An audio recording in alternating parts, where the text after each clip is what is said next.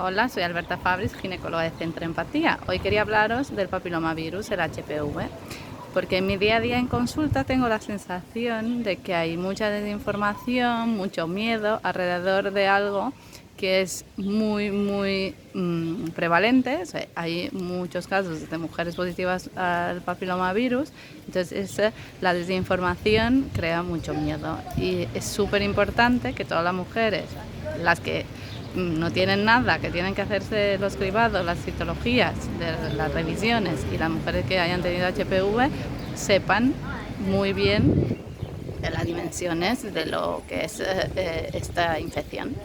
El papilomavirus es un virus de transmisión sexual que se transmite por el contacto con las mucosas y la piel. Y es un virus que se ha asociado con el cáncer de cuello de útero y con otros cánceres menos común. El cáncer de cuello de útero es el tercer cáncer más prevalente entre las mujeres en el mundo. El papilomavirus, a lo largo de la vida de las mujeres, es probable que lo tengamos todas alguna vez. En un 80% de los casos lo tendremos o lo hemos tenido.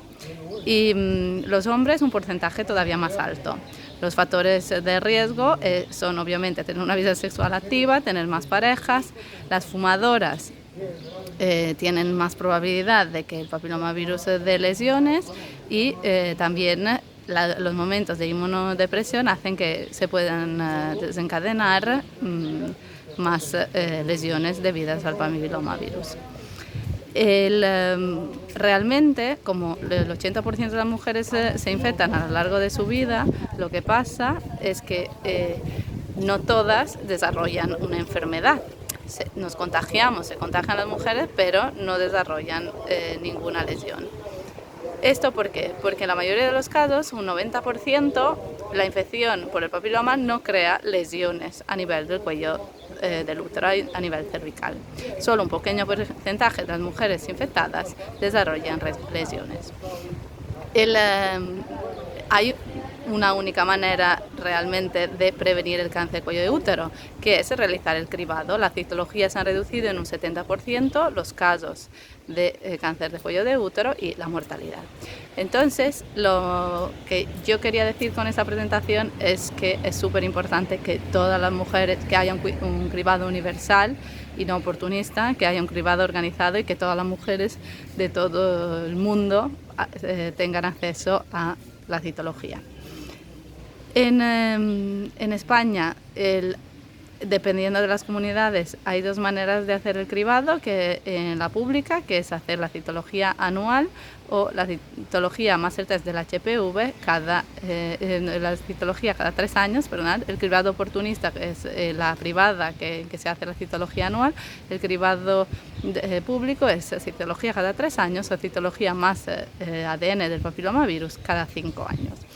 Con eso, ¿qué vamos a buscar? Vamos a buscar lesiones precoces causadas por el papilomavirus y las podemos tratar y revisar para evitar que a lo largo de años y decenas de años estas lesiones se vayan avanzando y se vuelvan un cáncer, se transformen en un cáncer. Como veis, los cribados en la pública son cada 3 años, cada 5 años, porque la evolución de las lesiones es muy lenta y se empiezan a hacer a partir de los 25 años, porque el cribado anterior individuaba lesiones en mujeres muy jóvenes.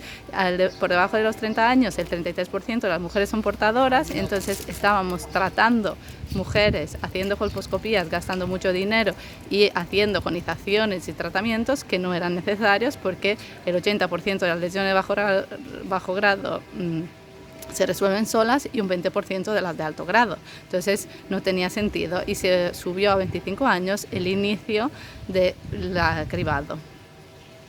¿Qué más? Es súper importante que sepamos que el papilomavirus se va a curar solo y que no hay hoy en día tratamientos que puedan tratarlo reconocido. Hay muchos tratamientos en estudios. Sí que se sabe por estudios recientes que el utilizo del preservativo reduce en un 60-70% la persistencia de la infección. aunque, como os he dicho, el virus se transmite por contagio con la piel, con las mucosas. No es como el HIV, que está en el semen, en los flujos vaginales, entonces es como mucho más seguro el preservativo porque protege de la transmisión. El papilomavirus se puede contagiar también solo tocando las zonas, el pube y el cutis, y pues puede haber transmisión. Súper importante también saber que el papilomavirus tiene algunos genotipos, algunas secuencias genéticas en algunos subtipos que se consideran de bajo riesgo, que son los que están asociados con las verrugas y los condilomas, y otros de alto riesgo, que son 16, 18 sobre todo, y otros, muchos otros números, que son los que están asociados con los cánceres de cuello de útero. Y creo que os he dicho todo. Una cosa importante que quería decir para que os entendáis los números es que en España se estima que hay 2 millones de mujeres positivas al papilomavirus y solo 2.000 cánceres al año, entonces 0,1% de esas 2 millones desarrollarán un cáncer. Entonces todo el miedo que hay, yo creo que es como el miedo en las pacientes diagnosticadas de HPV. Yo creo que no se relaciona realmente con el riesgo de cáncer. Tendríamos que tener mucho más miedo las que no se hacen citologías durante mucho tiempo, las que no se hacen revisiones. O sea, ahí sí que si se deja muchos años sin hacer revisiones, se puede tener una infección, una lesión de bajo grado no tratada, una de alto grado y un cáncer. Pero el diagnóstico de papilomavirus permite de hacer revisiones anuales, de hacer citologías y colposcopía y tratarse. Es un factor de riesgo, pero no es una enfermedad oncológica. El 90% de las mujeres se resolverán sus infecciones y no tienen ningún interés oncológico sus casos. Eso es súper importante porque yo lo que noto es mucho miedo, que se ha relacionado HPV con algo muy grave, y como lo tendrán el 80% de las mujeres a lo largo de su vida, si fuese tan grave, conoceríamos también muchísimas mujeres con cáncer de cuello de útero, y afortunadamente esto no es así en los países desarrollados donde se hace el cribado.